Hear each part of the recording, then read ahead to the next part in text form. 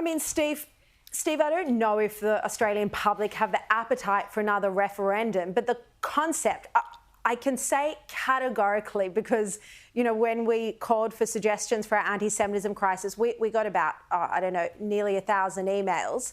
And so many of them were deport the anti-Semites. You know, there would be definite public support for criminals who have another citizenship leaving Australia. Look, I mean, I get sick and tired of the government saying this is all about Trumpism. I'm okay. Well, if it's about Trumpism, I tell you what, millions of Australians saw television pictures today of Donald Trump's government rounding up a bunch of dangerous, murderous, raping Venezuelans and putting them on aircraft and flying them out of the country. They're parked in some third country halfway through, and they're going to be not back in America.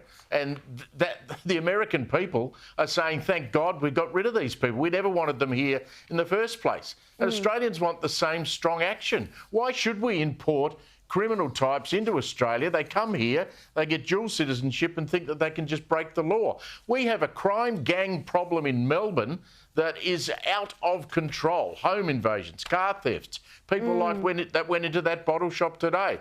Not all of them, but some of them come from migrant families and they have no control over their children. They let them roam the streets in the middle of the night and people are terrified. They hear a noise in the front yard. They think they're going to have someone with a machete in their lounge room. It's got to stop. And the Victorian Labor government's been pathetic. They're going to bring in new bail laws. Guess when they're going to be enacted? Later in the year. Why wouldn't it be next week? If you're going to stop the sale of machetes, do it today. Don't do it in November.